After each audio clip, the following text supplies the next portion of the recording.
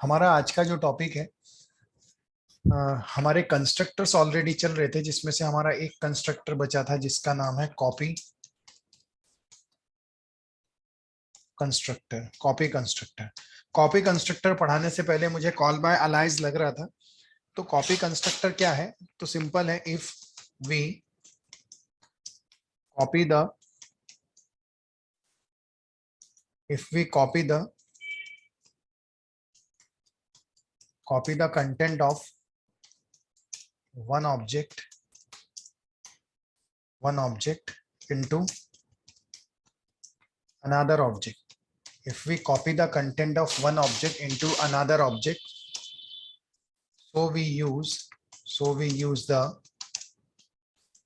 copy constructor.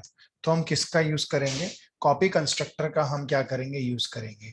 किसी एक किसी एक किसी एक ऑब्जेक्ट की इंफॉर्मेशन दूसरे ऑब्जेक्ट में कॉपी करना है। किसी एक ऑब्जेक्ट की इंफॉर्मेशन दूसरे ऑब्जेक्ट में कॉपी करना है, तो ऐसे केस में हम किसका यूज करेंगे? कॉपी कंस्ट्रक्टर का यूज करेंगे। If we copy the content of one object into another object so we use the copy constructor.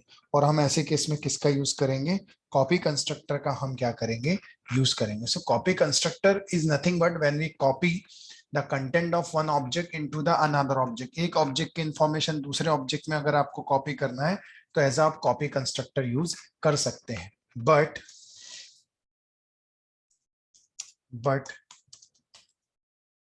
when we implement the copy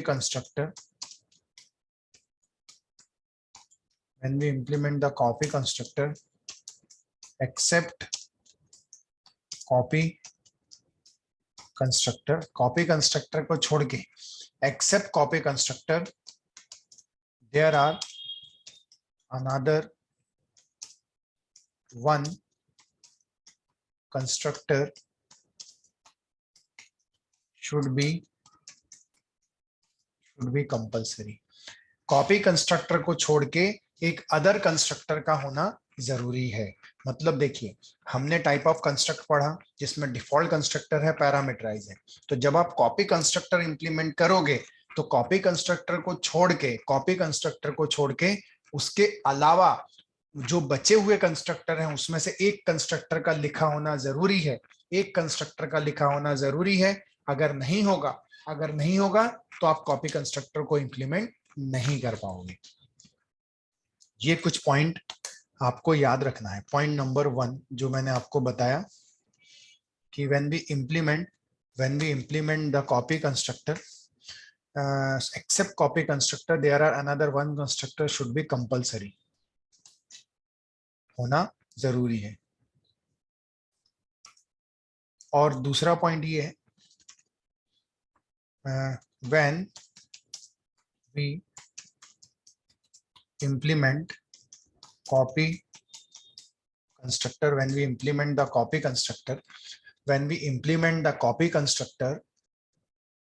we always use call by alias in copy constructor। We always use call by alias in copy constructor. Copy constructor में call bye Alice का use करना जरूरी है। चलिए अब हम देखते हैं, अब हम जाते हैं कॉल बाय अलाइस किस तरह से इंप्लीमेंट करेंगे। तो हमें पता चल गया कि कॉपी कंस्ट्रक्टर अगर आपको करना है, क्यों यूज करते हैं? जब एक ऑब्जेक्ट की इंफॉर्मेशन दूसरे ऑब्जेक्ट में कॉपी करना है, तो ऐसे केस में हम किसका यूज करेंगे? कॉपी कंस्ट्रक्टर का यूज करेंगे। और अगर आप कॉपी कंस्ट्रक्टर का यूज कर रहे हो तो ये 2 पॉइंट याद रखना जरूरी है। पहली चीज कि कॉपी कंस्ट्रक्टर को छोड़ के किसी अदर एक कंस्ट्रक्टर का होना जरूरी है। दूसरी चीज, हम हमेशा कॉल बाय अलाइज यूज करेंगे। कॉपी कंस्ट्रक्टर में क्या यूज करेंगे? कॉल बाय अलाइज का हम क्या करेंगे? यूज करेंगे। चलिए अब हम बनाना स्टार्ट करते हैं।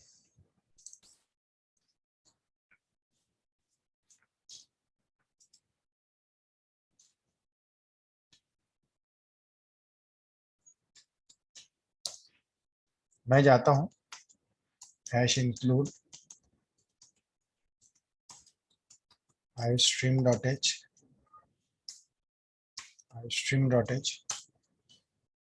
hash include conio.h मैं जाता हूं क्लास कॉम्प्लेक्स प्राइवेट में, फ्लोट में रियल और इमेजिनरी, पब्लिक में मैं जाता हूं और मैं यहां बना लेता हूं एक कंस्ट्रक्टर सिंपल वाला। मैं बना लेता हूं डिफॉल्ट कंस्ट्रक्टर, यहां रख देता हूं रियल इज इक्वल्स टू 100 और imaginary is equals to 200। Sir ये जो कंस्ट्रक्टर मैंने बनाया ये कंस्ट्रक्टर कहलाएगा डिफॉल्ट कंस्ट्रक्टर, कोई आर्गुमेंट नहीं है तो डिफॉल्ट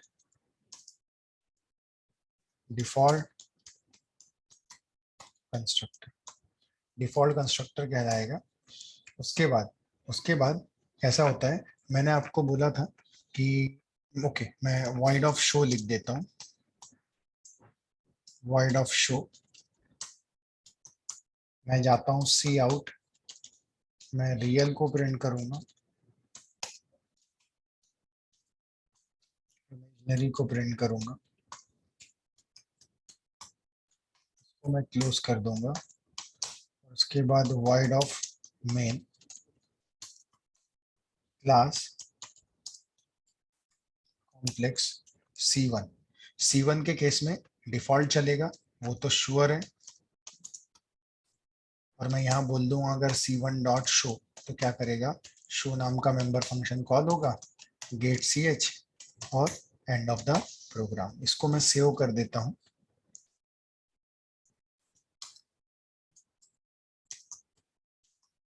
डिफॉल्ट कॉपी कंस्ट्रक्टर। अब देखो जब मैं रन करता हूँ, रन करने जाऊंगा, मेन से स्टार्ट हो, एरर है, पहले एरर देख लेते हैं क्या है। Semicolon missing, sir okay semicolon नहीं दिया है, कॉम्प्लेक्स में imaginary equals to 200। Okay fine, thank you.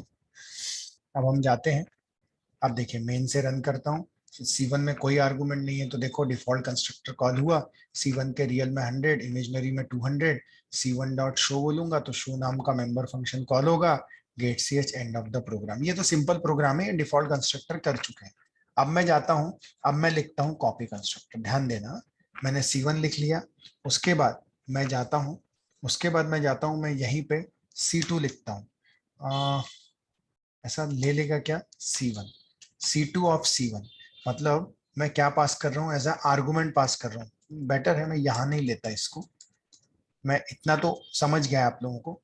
अब मैं जाता हूँ और मैं नेक्स्ट लाइन में लिखता हूँ फिर से क्लास कॉम्प्लेक्स और C2 ब्रैकेट में पास कर देता हूँ C1। तो देखो सर मैं क्या कर रहा हूँ, फिर से एक ऑब्जेक्ट बना रहा हूँ। ऑब्वियस है जब ऑब्जेक्ट बना रहे हैं तो आप ऐसा एक आर्गुमेंट दे रहे हैं, मतलब आप कंस्ट्रक्टर को कॉल कर रहे हैं। कौन सा कितने आर्गुमेंट वाला कंस्ट्रक्टर है, एक आर्गुमेंट है, और उसका टाइप क्या है, उसका टाइप है कॉम्प्लेक्स। तो मैं जाता हूँ यहाँ पे और यहाँ पे एक कंस्ट्रक्टर बनाता हूँ, ऑब्वियस है कॉम्प्लेक्स, कितनी आर्गुमेंट है, एक आर्गुमेंट है।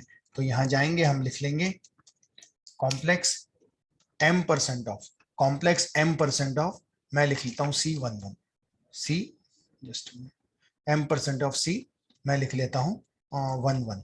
तो सर इसका मतलब आप समझो, जब मैं यहाँ पे पास कर रहा हूँ, यहाँ से एज अ ऑब्जेक्ट पास कर रहा हूँ C1 पास कर रहा हूँ, तो यहाँ पे जब मैं m% लिख रहा हूँ ना, तो मैंने आपको बताया था m% का मतलब है ये जो ऑब्जेक्ट है C11 ये अलग से क्रिएट नहीं होगा, ये किस मेमोरी में जाके क्रिएट होगा, एग्जैक्ट C1 की मेमोरी में जाके क्रिएट होगा। सर मैंने एक बार नहीं 2 बार बताया हूँ, 2 लेक्चर में ये चीजें बताई है, इसलिए अब मैं इसमें टाइम वेस्ट बिल्कुल भी नहीं करूंगा।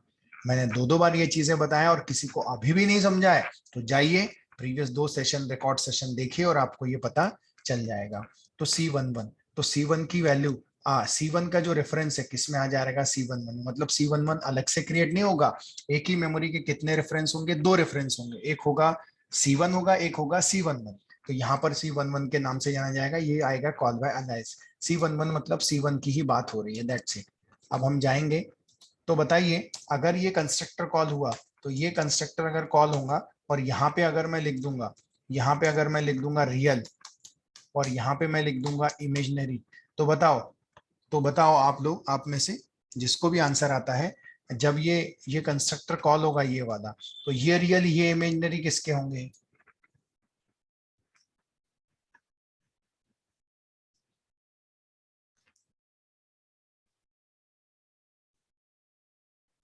सर C2 के। किसके होंगे? सर C2 के। क्यों होंगे C2 के?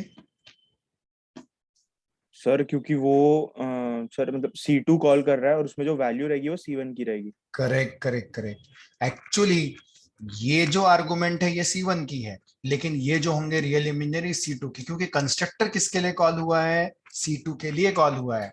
जब C1 के लिए ये डिफॉल्ट कंस्ट्रक्टर कॉल होता है, ऊपर वाला कॉल होता है ये वाला, तो हम बोलते हैं ये रियल ये इमेजिनरी किसके हैं? C1 के, क्योंकि कंस्ट्रक्टर C1 के लिए कॉल हुआ।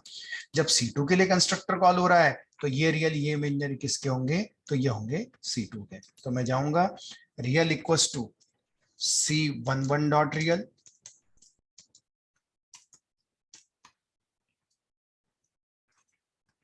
Imaginary is equals to C22 dot imaginary, C22 dot imaginary. इस तरह से C11 डॉट रियल, सॉरी 11 ही लिखना था, गलती से C22 लिख दिया। C11 dot imaginary. पता है सर क्या हुआ? जो C1 का रियल वैल्यू है ना, वो C2 के रियल में आ गई। C1 की इमेजिनरी वैल्यू है, वो C2 के इमेजिनरी में आ गई। मतलब पता है हमने क्या किया? हमने कॉपी किया C1 के ऑब्जेक्ट की इंफॉर्मेशन, हमने C2 के रियल इमेजिनरी में रख दी।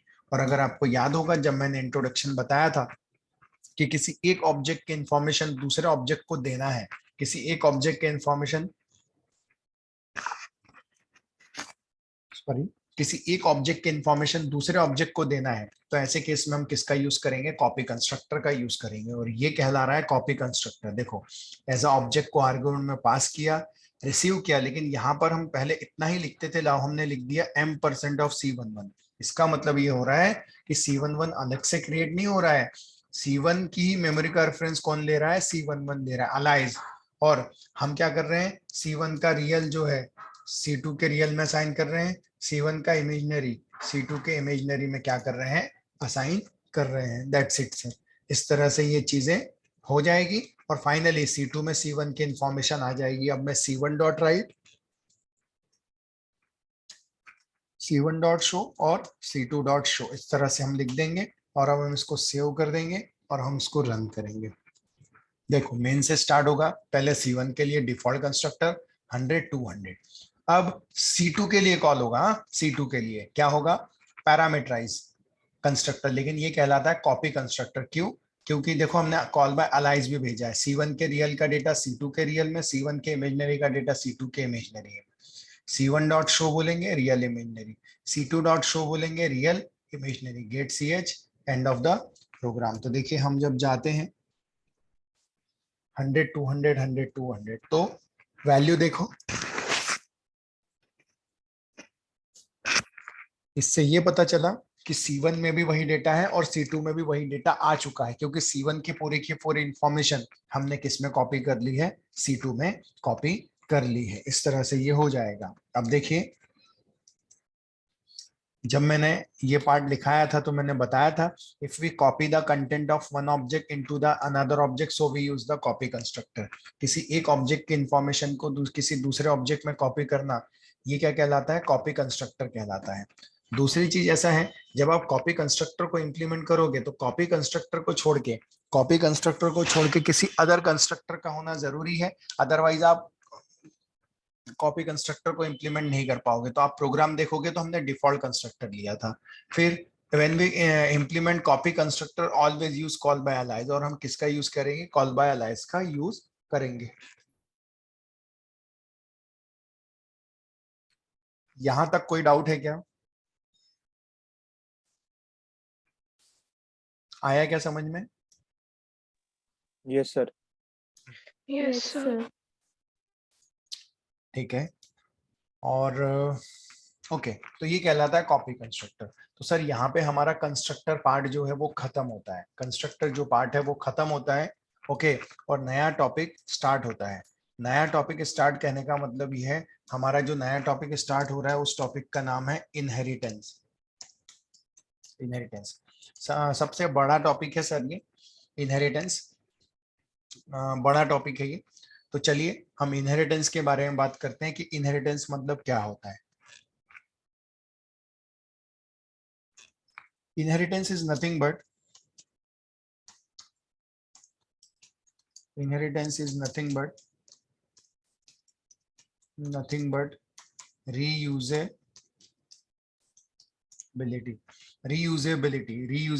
बोलेंगे, या फिर हम ऐसा बोल सकते हैं extending the properties of one class into another class. Extending the properties of one class into another class is called inheritance. किसी एक क्लास की प्रॉपर्टी को दूसरे क्लास में यूज करना, किसी एक क्लास की प्रॉपर्टी को दूसरे क्लास में यूज करना is nothing but called as inheritance. और वो क्या कहलाता है? इनहेरिटेंस कहलाता है। क्या कहलाता है? इनहेरिटेंस कहलाता है। किसी एक क्लास की प्रॉपर्टी को अगर आप दूसरे क्लास में यूज कर रहे हो, सो नथिंग बट वो कहलाता है इनहेरिटेंस। वो कहलाता है इनहेरिटेंस। तो अगर हम इनहेरिटेंस की बात करें, तो inheritance is nothing but a reusability. अब इनहेरिटेंस क्यों इंपॉर्टेंट है, क्यों आया, इसके पीछे रीजंस क्या है, चलिए अब हम ये समझने की क्या करते हैं, कोशिश करते हैं कि क्या है, कितने टाइप के इनहेरिटेंस है। देखो, टाइप ऑफ इनहेरिटेंस में मुझे ज्यादा इंटरेस्ट नहीं है, वो तो ऐसा है कि आप कहीं से भी देख लोगे तो मिल जाएगा, but why we use the inheritance, ये सबसे ज्यादा इंपॉर्टेंट है। चलिए वो हम स्टार्ट करते हैं।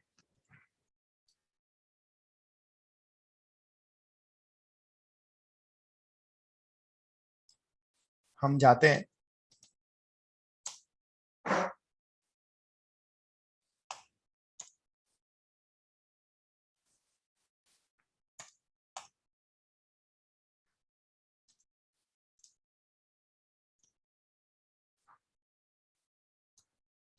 अब देखो सर, मुझे बोला जाता है एक क्लास बनाइए, एक ईएमपी नाम की क्लास बनाइए, एक ईएमपी नाम की क्लास बनाइए जो क्या करेगा, नेम एज बेसिक सैलरी को क्या करेगा, रीड करेगा।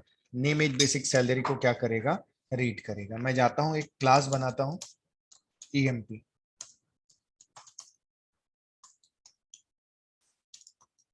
Private char, name of 20, int में एज, नोट में बेसिक सैलरी। मुझे बोला जाता है जाइए इसका name age basic salary read कीजिए और डिस्प्ले कीजिए। तो वॉइड ऑफ रीड नाम का मेंबर फंक्शन बनाता हूं, C out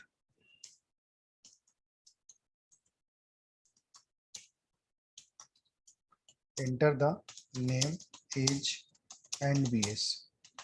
name age basic salary read करेगा, सी इन नेम एज और बीएस। रीड कर लिए और वॉइड ऑफ राइट कर देंगे, सी आउट नेम एज और बेसिक सैलरी। डिस्प्ले करो इनको,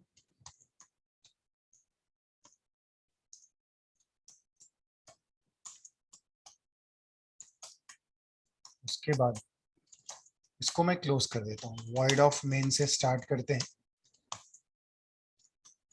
क्लास ईएमपी। मैं एक ही ऑब्जेक्ट लेता हूँ फिलहाल के लिए, हम दो चार भी ले सकते थे लेकिन जानबूझ के एक ही लिया। E1 डॉट रीड, रीड करेगा, E1 डॉट राइट क्या करेगा, राइट करेगा।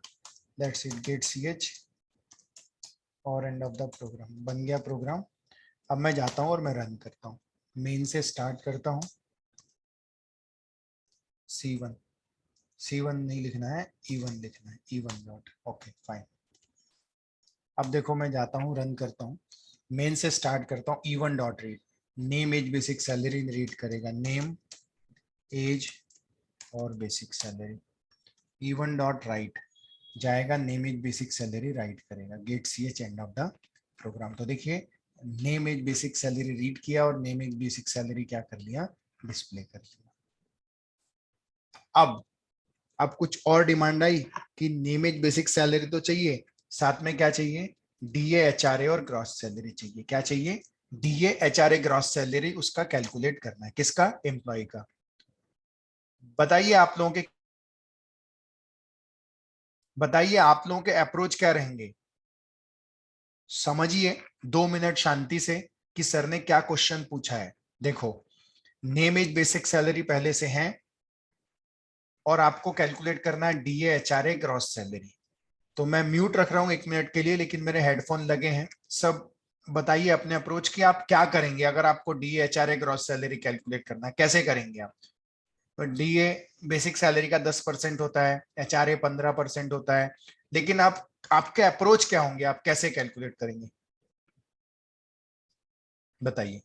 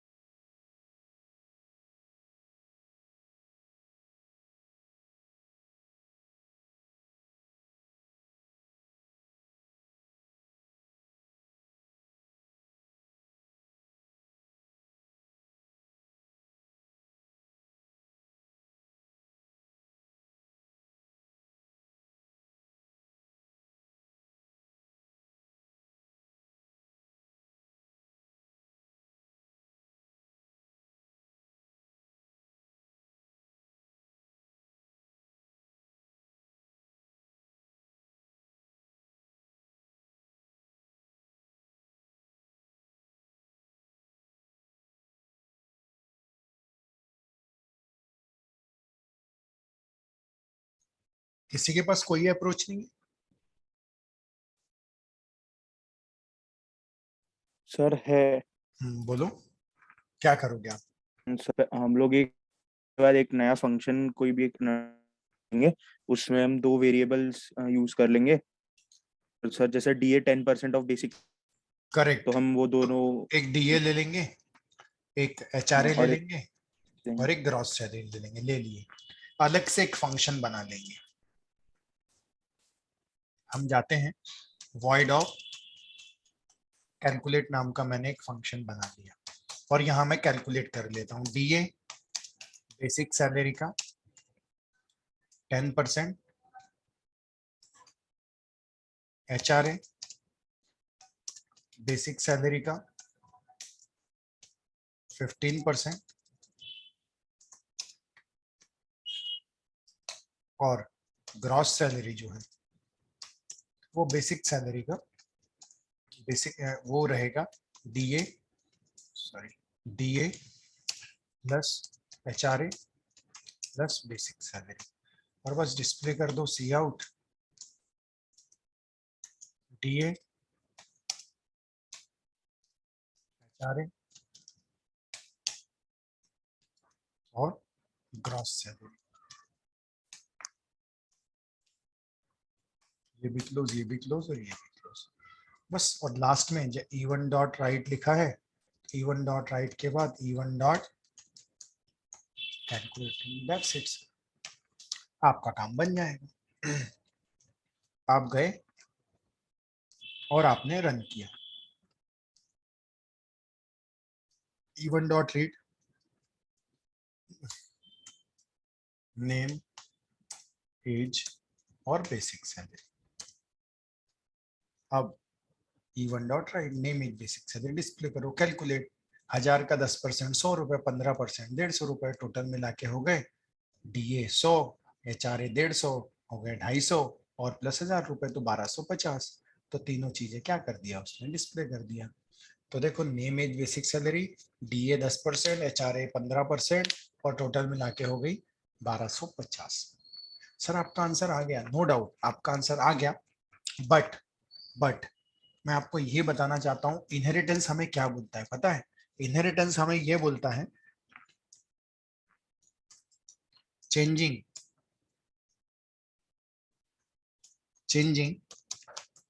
the existing class definition is not a good practice, बनी बनाई चीज को कभी भी डिस्टर्ब मत करो। बनी बनाई चीज, क्या बनी बनाई? सर मुझे बताइए, अभी आपका जो क्लास था उसमें रीड और राइट नाम का फंक्शन प्रॉपरली काम कर रहा था, सब चीजें ओके चल रही थी। आप उसी क्लास के अंदर गए और उसी के अंदर जाके आपने क्या किया, उसको एडिट किया, उसके अंदर जाके आपने उसको क्या किया, चेंज किया। तो इनहेरिटेंस हमें यह सिखाता है कि बनी बनाई चीज को कभी डिस्टर्ब मत करो। Existing class definition is not a good practice. Create a new class, एक नई क्लास बनाओ and inherit the first class into the second class. In this example we create new class, हम एक नई क्लास बनाएंगे, suppose करो salary नाम की। We create new class salary and inherit class EMP into salary। हम क्या करेंगे, क्लास EMP नाम की जो क्लास है, we create a new class, हम एक नई क्लास बनाने वाले हैं सैलरी, और उस सैलरी नाम की क्लास को we create a new class salary, inherit the class EMP, inherit करो EMP क्लास किसके अंदर में, सैलरी। तो हम बनी बनाई चीज को कभी भी डिस्टर्ब नहीं करेंगे, बनी बनाई चीज को हम कभी भी डिस्टर्ब नहीं करेंगे। मतलब आपने जो क्लास बनाई है और लिखी, सर आपको लग रहा थोड़ा सा तो चेंज किया, अरे सर आपको लग जरूर रहा है थोड़ा सा है, लेकिन कल को चल के मुझे बताओ सर, अगर ये क्लास के अंदर में 2 मेंबर फंक्शन ना होके 200 होते, 200 मेंबर फंक्शन होते, और आपने अगर आपका एक मेंबर फंक्शन गलती से ऐड कर दिया रहता, और उस एक ऐड करने के चक्कर में पूरा का पूरा क्लास प्रॉब्लम में आ गई रहती, कुछ प्रॉब्लम इशू हो गया रहता, तो बनी बनाई चीज को तो आपने डिस्टर्ब कर दिया ना, जो इतने समय से चल रही है। तो इनहेरिटेंस हमें यही सिखाता है कि बनी बनाई चीजों को कभी डिस्टर्ब मत करो, बनी बनाई चीजों को कभी डिस्टर्ब मत करो, एक नई क्लास बनाओ। जैसे अगर मैं यहां पे जाता हूं, मैंने ये जो क्लास लिखी, मैं इसको कॉपी करता हूं एज इट इज,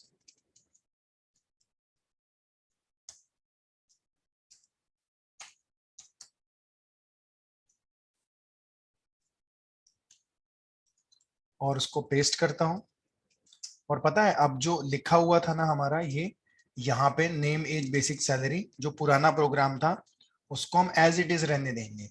यहाँ पे भी हम कुछ भी नहीं करेंगे, यहाँ पर भी हम कुछ भी नहीं करेंगे, हम इसको हटा देंगे इस तरह से, और बनी बनाई चीज को कभी डिस्टर्ब नहीं करेंगे। एक नई क्लास बनाएंगे, सपोज करो सैलरी नाम की क्लास बनाता हूँ, colon type of inheritance public देता हूं, और बेस क्लास का नाम लिखता हूं, और क्या लिखता हूं, बेस क्लास का नाम लिखता हूं। तो सर जब आप ऐसा करोगे तो पता है क्या होगा, आपने EMP नाम की क्लास को किस में इनहेरिट कर दिया, सैलरी में इनहेरिट कर दिया। ये हम कल देखेंगे डीप में, लेकिन आप इनहेरिट कैसे कर रहे हो, आप इनहेरिट करते वक्त ऐसा लिख रहे हो, आप लिख रहे हो class salary colon public type of inheritance कहलाता है और बेस क्लास का नाम। तो चलो सर हम पहले इसको समझने की कोशिश करते हैं कि ये क्या क्या चीजें हैं। सबसे पहले मैं जाता हूं यहाँ पे और मैं बोलता हूं ये जो आप देख रहे हो, ये जो आप देख रहे हो, ये क्लास का नेम तो है, ये क्लास का नेम तो है, लेकिन ये कौन सी क्लास है? ये कहलाती है सब क्लास। कई नाम दिए गए, सब क्लास जिसको हम बोलते हैं डिराइव क्लास, सब क्लास जिसको हम बोलते हैं डिराइव क्लास, और जिसको हम बोलते हैं चाइल्ड क्लास। बाद में आई ना, चाइल्ड बाद में आते हैं, तो इसलिए कहलाती है चाइल्ड क्लास, चाइल्ड क्लास। अब यही चीज जो ये ईएमपी नाम की क्लास आप देख रहे हो, ईएमपी नाम की क्लास, इस क्लास को क्या बोला जाता है? जैसे उसको सब क्लास बोला जाता है, इसको सुपर क्लास बोला जाता है, सुपर क्लास बोला जाता है, अलग अलग नाम है। उसको डिराइव क्लास बोला जाता है, इसको बेस क्लास बोला जाता है, एक ही नाम है। आप ये तीनों वर्ड का मीनिंग एक ही है। वो चाइल्ड क्लास है, ये पेरेंट क्लास है क्योंकि वो पहले आई और ये बाद में आई। और इसके अलावा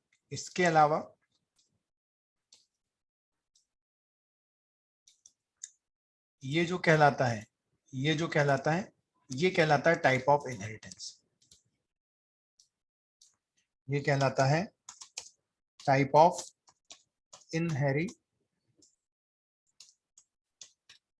टाइप ऑफ इनहेरिटेंस कहलाता है। टाइप ऑफ क्या कहलाता है?